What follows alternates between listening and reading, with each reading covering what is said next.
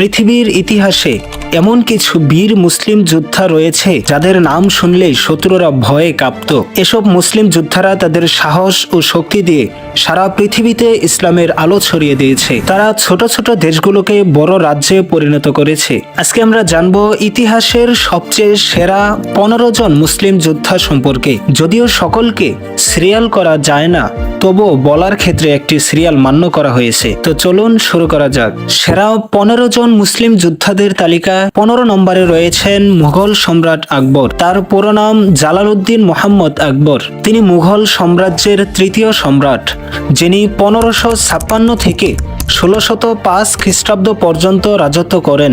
পৃথিবীর ইতিহাসে ইনি মহান শাসকদের অন্যতম হিসাবে মহামতি আকবর নামেও পরিচিত। পিতা সম্রাট হুমায়ুনের মৃত্যুর পর 1556 সালে মাত্র 13 বছর বয়সে আকবর ভারতের শাসনভার গ্রহণ করেন। 14 নম্বরে রয়েছে জহির উদ্দিন মোহাম্মদ বাবর। ভারতীয় উপমহাদেশে পরাক্রমশালী মুঘল সাম্রাজ্য প্রতিষ্ঠা করেছিলেন তিনি। তিনি শুধু ঐতিহাসিক চরিত্র নন, বিতর্কিতও বটে। 14 ফেব্রুয়ারি ছিল ভ্যালেন্টাইন্স ডে, কিন্তু এই দিনটি যে এক ঐতিহাসিক ব্যক্তিত্বের জন্মদিনও বটে সেটা খুব কম মানুষই জানেন। 1483 সালের 14 ফেব্রুয়ারি বর্তমান উজবেকিস্তানের আন্দিজানে জন্ম হয়েছিল মুঘল সম্রাটের প্রতিষ্ঠাতা বাবরের। ভারতের একটা অংশের মানুষ সম্রাট বাবরকে আক্রমণকারী বলে মনে করে থাকেন, আর অযোধ্যায় তার নাম অনুসরণে বাবরি মসজিদ তৈরি করা হয়, যেটা নিয়ে বর্তমানে দ্বন্দ্ব চলছে। 1526 সালে পানিপথের যুদ্ধে বিজয়ের পর বাবর সেখানে একটি মসজিদ বানিয়েছিলেন, যেটাও আজ রয়েছে। এই লিস্টের 13 নম্বরে রয়েছে কুতুবউদ্দিন আইবেক। বিস্তারিত না জানলেও এই নামটা মোটামুটি আমাদের সবার কাছেই পরিচিত। দিল্লির সিংহাসনের মামলুক সাম্রাজ্যের এই সুলতান প্রথম জীবনে ছিলেন একজন ক্রীতদাস, যাদের বলা হতো গোলাম। এই গোলাম হতেই তিনি পরবর্তীতে সম্রাট হন। বুঝতেই পারছেন একজন ক্রীতদাস থেকে রাজা হওয়া কতটা কঠিন। মৃত্যুর পূর্বেই মোহাম্মদ ঘুরি কুতুবউদ্দিনকে তার ভারত রাজ্যের উত্তরাধিকারী মনোনীত করে মালিক উপাধিতে ভূষিত করেন। 1206 খ্রিস্টাব্দের 24 জুন ঘুরির মৃত্যুর 3 মাস পর আনুষ্ঠানিকভাবে কুতুবউদ্দিনের রাজ্যাভিষেক সম্পন্ন হয়। যাই হোক, আমাদের আগে যারা এই পৃথিবী ভ্রমণ করে গেছেন এবং জানার, মানার, বোঝার আর স্মরণীয় কাজ করে গেছেন, তাদের নিয়ে গঠিত হয় ইতিহাস। তাদের মধ্যে যেমন ভালো ইতিহাস রয়েছে, তেমনই রয়েছে খারাপ ইতিহাস। আজকের মুসলিম যোদ্ধাদের তালিকায় 12 নম্বরে রয়েছেন উসমানীয় খেলাফতের প্রতিষ্ঠাতা মহাবীর, মুসলিম ইতিহাসের উজ্জ্বল নক্ষত্র আর্তুগুল আর হালিমা সুলতান এর পুত্র গাজী উসমান বে। আপনারা চাইলে তার সম্পর্কে বিস্তারিত বর্ণনা নিয়ে একটি ভিডিও আপলোড করা হবে ইনশাআল্লাহ।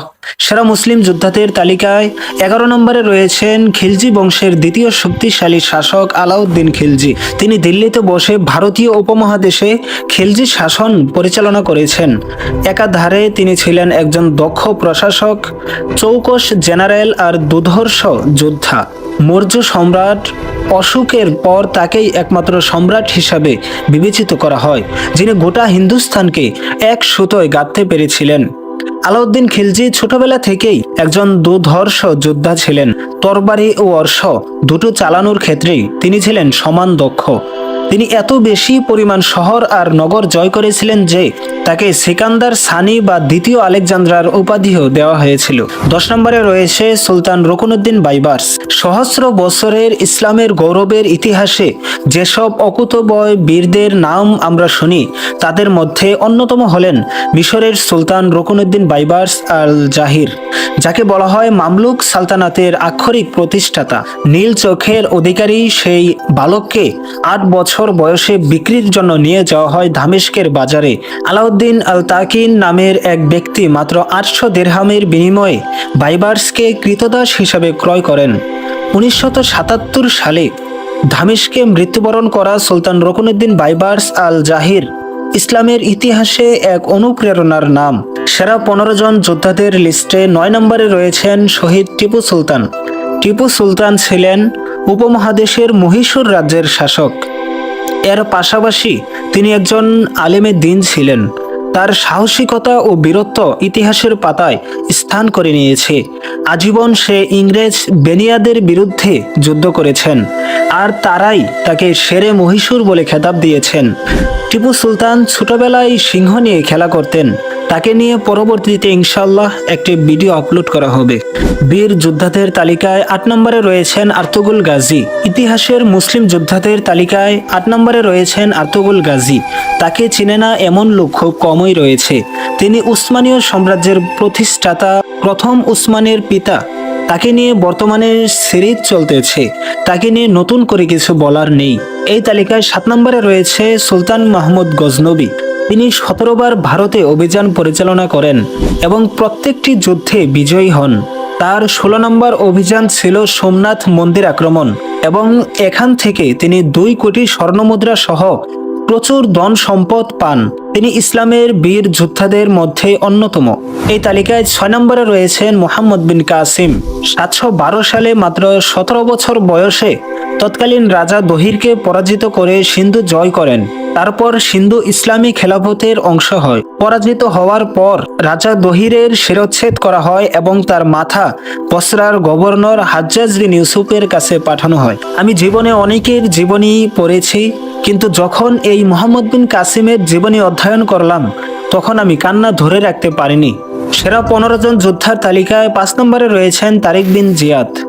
৭১১ খ্রিস্টাব্দের ৯ জুলাই ৭,০০০ অকুতোভয় বারবার মুজাহিদ নিয়ে আন্দালুসিয়া, যার বর্তমান নাম স্পেন, সেখানের সমুদ্র সৈকতে অবতরণ করার পর নিজেদের জাহাজগুলোতে আগুন লাগিয়ে দেন। তার একটি স্লোগান ছিল, বাঁচলে মুজাহিদ, মরলে শহীদ। তারিক বিন জিয়াদ মাত্র ১২,০০০ সৈন্য নিয়ে বাদশাহ রডারিকের ১,০০,০০০ সৈন্যকে পরাজিত করেন। তিনি সেরা মুসলিম যোদ্ধাদের মধ্যে অন্যতম। সেরা মুসলিম যোদ্ধাদের তালিকায় ৪ নম্বরে রয়েছেন সালাউদ্দিন আইয়ুবী। ক্রুশের যুদ্ধে জেরুজালেম ফিরিয়ে আনতে সক্ষম হন। আজও তার মতো বীরকে আহ্বান করা হয়। বর্তমান পথহারা মুসলিমদের জন্য একজন সালাউদ্দিন আইয়ুবী দরকার। তার শাসনামলে ৩,০০০ ইহুদি আলেমকে হত্যা করেন। এই মুসলিম যোদ্ধাদের তালিকায় ৩ নম্বরে রয়েছেন হযরত খালিদ বিন ওয়ালিদ রাদিয়াল্লাহু তাআলা আনহু। তিনি একজন প্রখ্যাত সাহাবী ছিলেন। তিনি জীবনে কোনো যুদ্ধে পরাজিত হননি, সকল যুদ্ধে বিজয়ী হয়েছেন। রাসূলুল্লাহ সাল্লাল্লাহু আলাইহি ওয়াসাল্লাম তাকে সাইফুল্লাহ খেতাবে ভূষিত করেন। তার জীবনে একটি মাত্র আফসোস ছিল, আর সেটা হলো তিনি সারা জীবন যুদ্ধের ময়দানে কাটিয়েও শহীদের মর্যাদা লাভ করতে পারেননি, বরং তার স্বাভাবিক মৃত্যু হয়েছে। সেরা ১৫ জন মুসলিম যোদ্ধাদের তালিকায় ২ নম্বরে রয়েছেন হযরত আলী রাদিয়াল্লাহু তাআলা আনহু। তিনি ইসলামের চতুর্থ খলিফা এবং রাসূল সাল্লাল্লাহু আলাইহি ওয়াসাল্লাম এর জামাতা এবং চাচাতো ভাই। খাইবার যুদ্ধের সময় তার বীরত্ব ও সাহসের জন্য হযরত রাসূল সাল্লাল্লাহু আলাইহি ওয়াসাল্লাম তাকে জুলফিকার তরবারি প্রদান করেন এবং আসাদুল্লাহ খেতাবে ভূষিত করেন।